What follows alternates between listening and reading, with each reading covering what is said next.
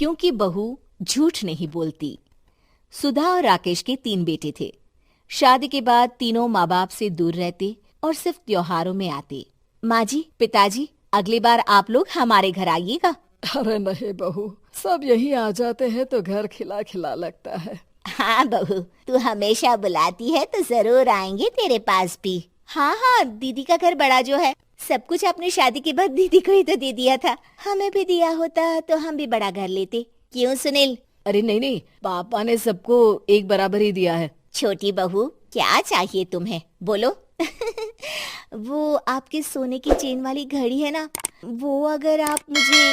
तभी वहाँ मजली बहू भी आ जाती है। और मुझे ना आपका मंगलसूत्र कितना लंबा, सुंदर और भारी भी है।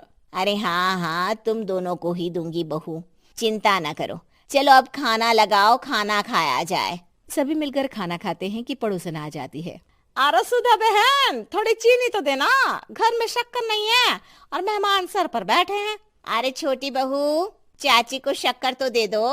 अरे मजली दीदी, आप दे दीजिए ना, मैं यहाँ कम आती हूँ तो मुझे पता ही नहीं है कि सासू माँ सारी चीजें कहाँ रखती है। और तुम, मैं कौन सा यहाँ रोज शक्कर फाँकने के लिए आती हूँ, मुझे भी नहीं है पता। तभी बड़ी बहू हाथ में चीनी की कटोरी लेकर आती है। चाची, शक्कर आप लोगों का बड़ा सहारा है माँ जी और पिताजी को, वरना हम लोग तो यहाँ रहते ही नहीं। आप जैसे पड़ोसी हैं तो हम निश्चिंत है। और जीती रहे बहू, अब तो ये घर पड़ोस कम परिवार ज्यादा लगता है। सुधा अपनी बड़ी बहू को देखकर बहुत खुश रहा करती थी। वो उससे अक्सर घंटों बात भी किया करती, लेकिन दोनों दूसरी बहुओं का भी वो समझती थी कि शायद छोटी है, वक्त आने पर संभल जाएंगी। समय आ जाता है जब सभी को वापस जाना होता है। माँ जी, हम लोगों की फ्लाइट पहले है, हमें इजाजत दे। वो सास के गले लगकर चली जाती है। थोड़ी देर बाद छोटी बहू कहती है, माँ जी, मैं ना ये सोफे के कवर और चादरें ले जा रही हूँ, यहाँ तो ऐसी ही पड़ी रहेंगी। हाँ हाँ बहू, ले जा, और कुछ चाहिए तो बोल। और तो चाहिए बहुत कुछ, पर चलिए कोई बात नहीं, अगली बार ले जाऊंगी मैं।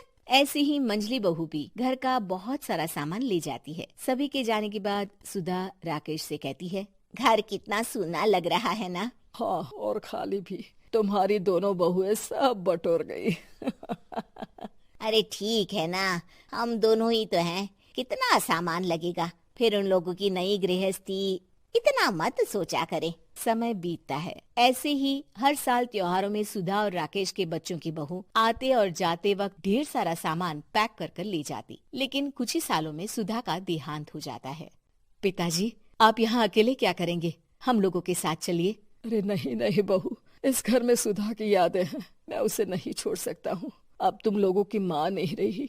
देख लो, वैसे तो मैंने उसके जीते जी सब कुछ दे दिया है, लेकिन कुछ उसका पर्सनल कीमती सामान था जो ये है, ले लो। सामान में होती है एक घड़ी और एक मंगलसूत्र। माँ जी ने कहा था कि वो ये घड़ी मुझे देंगी। हाँ हाँ पिताजी, माँ ने सबके सामने ये घड़ी सरिता को देने के लिए कहा था। उठा लो सरिता माँ की घड़ी। अब क्या था, छोटी बहू फट से घड़ी उठा लेती है। और पिताजी, ये मंगलसूत्र तो माँ ने मुझे ही देने को कहा था, याद है ना। वो सभी की ओर इशारा करती है।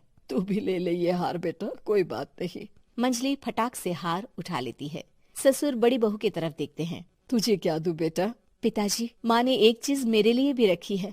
सभी के कान खड़े हो जाते हैं कि आखिर सास ने क्या रखा होगा बड़ी के लिए। अरे माँ जी तो दीदी से प्यार भी ज्यादा ही करती थी, हमेशा उनसे बात किया करती। जरूर कोई बड़ी और अपनी प्रिय चीज दी होगी दीदी को।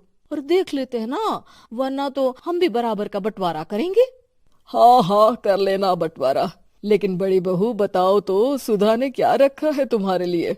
अभी तो हम लोग यही हैं पापा जी, जब जाने लगेंगे तो बता दूंगी। बड़ी बहू के मुंह से ये बात सुनकर बाकी दो बहुएं सोचने लगती हैं कि आखिर क्या है जो दीदी को सासू माँ देकर गई हैं। दीदी, ऐसा तो नहीं ना कि पूरे घर का आधा हिस्सा माँ बड़ी भाभी को देकर गई हो। तभी वहाँ ससुर आ जाते हैं। नहीं नहीं, ऐसा कुछ नहीं है। मकान तो तुम तीनों का बराबर से है। देखो, बड़ी बहू से तुम्हारी सास ज्यादा जुड़ी थी, न जाने क्यों घंटों बात किया करती थी। पता नहीं क्या देकर गई है उसे। और ससुर जी, आपको क्या पता, चालाकी से पूरे घर के पेपर में साइन करवा लिए हो, या फिर कोई छुपा गहना।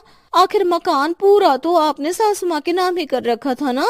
अब घर में ये सस्पेंस बन जाता है कि आखिर बड़ी बहू क्या लेकर जाएगी। फिर वो दिन भी आ जाता है जब बड़ी बहू के जाने का समय हो जाता है। बेटा, परसों तुम चली जाओगी, बताया नहीं, माँ ने तुम्हें क्या दिया? घड़ी और हार जो बेशकीमती था और तुम्हारी सास को सबसे ज्यादा प्रिय था, उसका तो बंटवारा भी हो चुका है। अब तुम्हारी बारी। हाँ पिताजी, आज मैं ये बात बताने ही वाली थी। माँ ने मुझे उससे भी बेशकीमती चीज दी है और वो है आप। आपसे अधिक प्रिय उन्हें कुछ नहीं था। माँ चाहती थी कि आप मेरे साथ रहें। चलिए पिताजी। बेटा, मेरे पास तो कोई पेंशन भी नहीं है और ना ही कोई प्रॉपर्टी। लेकिन आपके पास संस्कार है पिताजी, जो मेरे बच्चे आपसे लेंगे, तो आपको ले जाने पर स्वार्थ ही है मेरा। चलिए ना पापा। सभी के सामने पिताजी बड़ी बहू और बेटे के साथ उनके घर चले जाते हैं। खट्टा खाने वाली चुड़ैल। रात को अचानक राधिका मौसी को किचन से कुछ गिरने की आवाज आई। उन्होंने बाहर निकल के देखा तो किचन में उन्हें कोई सफेद साड़ी में दिखा। वो चीख पड़ी, हे भगवान, आलतू जलाल तू आई भला को टाल तू, आलतू जलाल तू आई भला को टाल तू। राधिका मौसी को चीखते सुनकर श्रवण बाहर आता है भागते हुए। अरे माँ, क्या हुआ? क्या देख लिया? दादी माँ आ गई क्या सपने में? अरे बेटा, रसोड़े में देख तो कौन है? श्रवण रसोड़े में झांक कर देखता है और उसे कोई नहीं दिखता अंदर। अब रसोड़े में तो कोई नहीं है माँ।